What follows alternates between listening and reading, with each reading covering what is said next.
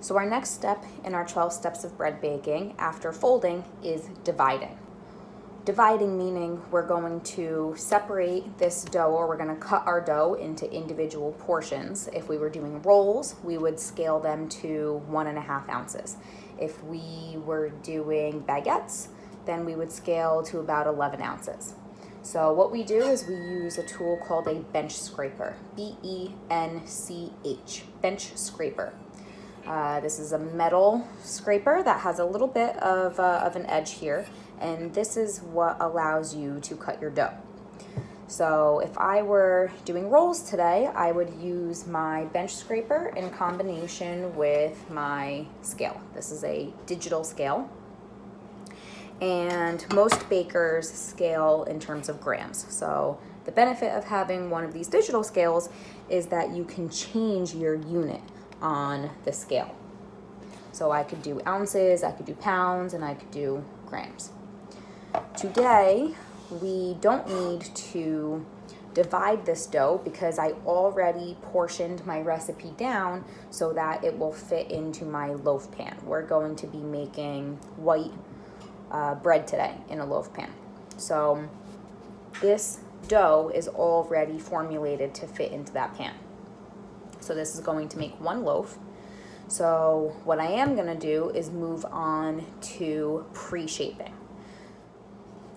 Pre-shaping in our 12 steps of bread baking allows the baker to get our dough into kind of halfway into its final shape of what our desired shape is eventually going to be.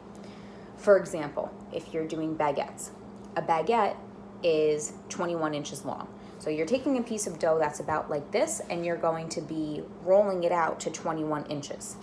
Now, if I were to just take this and immediately start rolling it to 21 inches, my dough is going to start to fight me, because remember, in here is your gluten that you worked very hard to develop.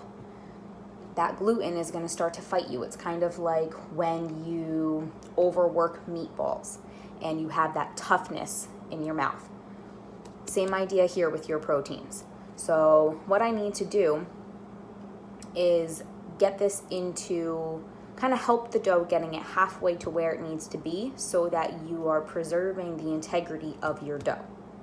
So our pre-shaping is going to be kind of shaping our dough halfway, letting it rest for about 15 minutes, and then going back to it and doing its final shape. So here I'm just going to flip it so that my seam is up top, and I'm going to degas it, and let me turn so that you can see. I'm going to use the tips of my fingers on the top and just bring this down and seal it with my fingers. You want a really nice seal right here. Okay, so I did that once, and now I'll do it again. Okay, this is my pre-shaping for my loaf pan. This seam I'm going to keep down on my bench. I'm going to cover it back up with my plastic wrap and let it rest about another 15 minutes covered so that it doesn't get the elephant skin, and then I'll show you the final shaping.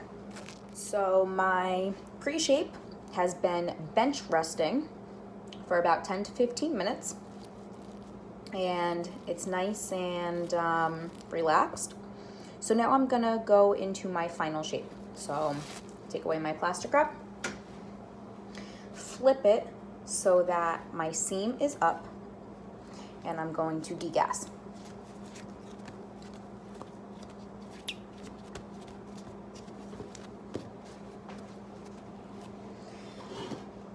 I'm going to work from left to right with my thumbs and the tips of my fingers.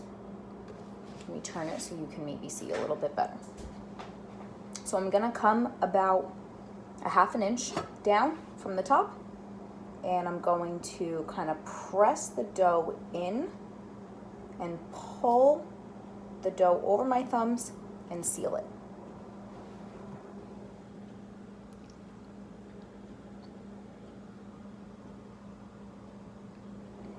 And I'm going to do that until I get all the way to the right hand side.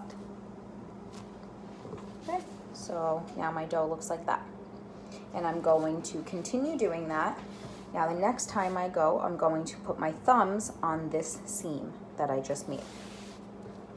So back over to the left, roll over, seal, roll over, seal, roll over, seal.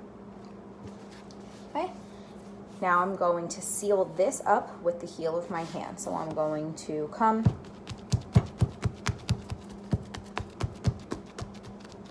and make sure that that's nice and sealed so it doesn't explode in the oven.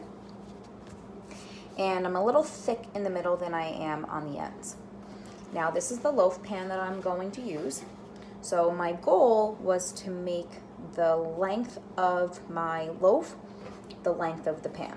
So I'm just gonna roll this slightly in the middle so that I'm going to kind of pull against the dough and really seal up that seam.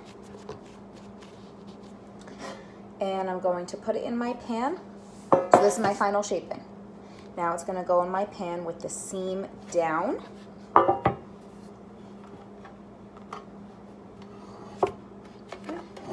And I'm actually going to punch it down a little bit with my fist. So, can you guys see that? There you go. Okay, so I'm just going to punch, punch, punch, punch, punch. And I'm going to now go to proofing. Okay. So once again, cover with plastic.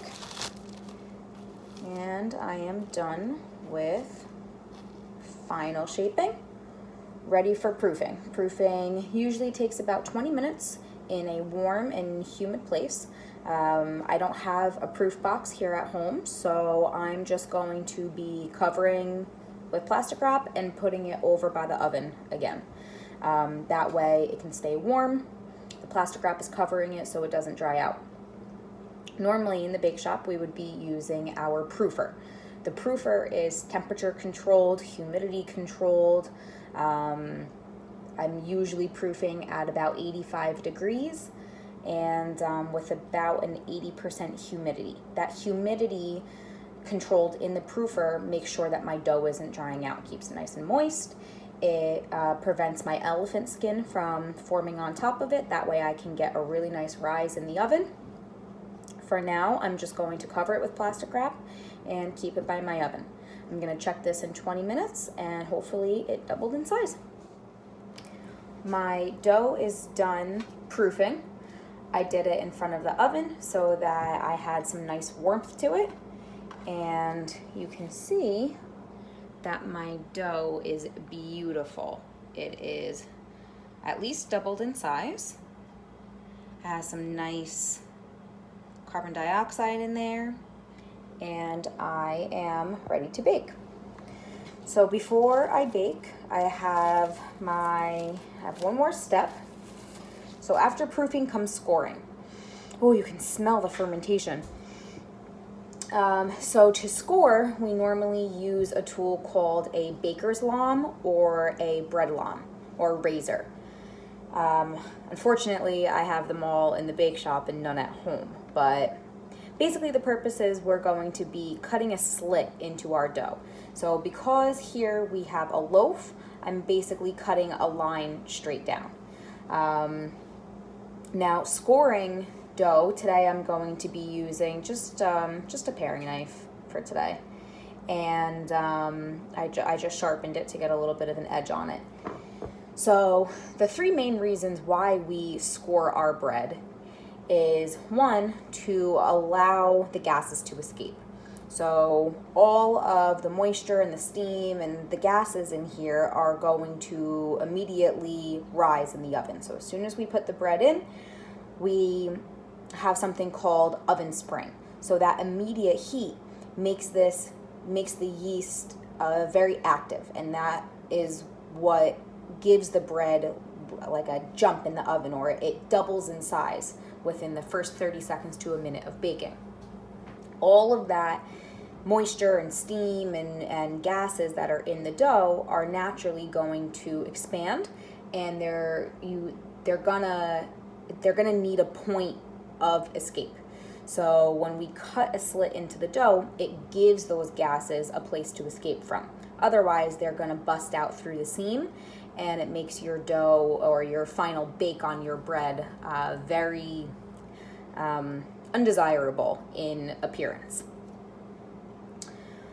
So number one is to allow the gases a place to escape.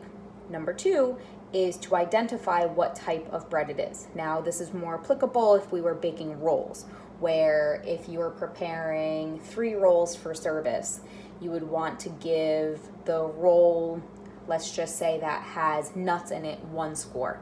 Give the pretzel roll 2 scores, and then maybe the roll that doesn't have dairy in it, 3 scores. That way, you're communicating with your front of house staff what each score signifies, so that they can communicate that with their customers without giving them false information, so that in case there's any allergies or food preferences, the front of house staff can inform the guests of which rolls are which.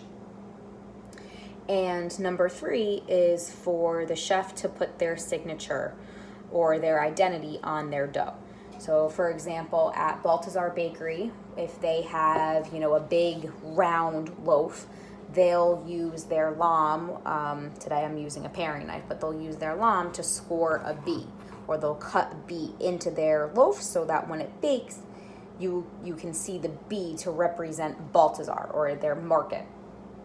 So for today, I'm just going to use my my paring knife. And what's important to know is that as soon as you score your bread, you have to go right into the oven. So I have my oven set at the right temperature. I'm gonna cut straight down the middle to allow the gases a place to escape, and it's gonna go right into the oven. You don't want to cut your dough if your oven is not ready for you. This dough does not need to be steamed in the oven. So that's why this is a really great bread to bake at home. It's just regular sandwich bread, and we don't need that professional steam injection in our oven to give this dough its crust and its rise and its texture and all of that. So I'm gonna score, put it right into the oven. I'm baking at 375 degrees, and I'm going to bake this until the internal temperature is 200 degrees. So I'm gonna try to do this with one hand.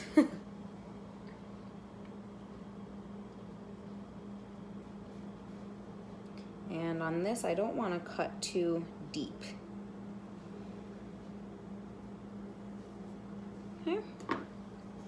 So I have my score straight down the middle. That's gonna allow my oven spring and my dough to rise without making it an undesirable shape. And right into the oven we go. My dough baked for approximately 25 minutes. You can see where my score was and how that allowed my dough to rise and properly open up. I've cooled it. That's your last step in the 12 steps of bread baking. So after you proof, score, bake, then you have cool. Cool doesn't seem like an important part, but it's one of the most important parts. If I were to cut this right when it came out of the oven, again, I baked it until it was 200 degrees internally, and I used a candy thermometer to test. You can see the hole from my thermometer right there. You have to let it cool, because otherwise, if you were to cut into this as soon as it comes out of the oven, you're going to destroy the interior texture of it. So when you begin to slice it with your bread knife, all of the starches on the interior of the bread are still warm. So as you're slicing, those starches are going to start to stick together, and you are ruining the integrity of the bread. So one of the most important parts, and the very last step in the 12 steps of bread baking, is cooling. So now that I've cooled, I'm ready to slice into it. Nice and soft from our shortening and our milk powder.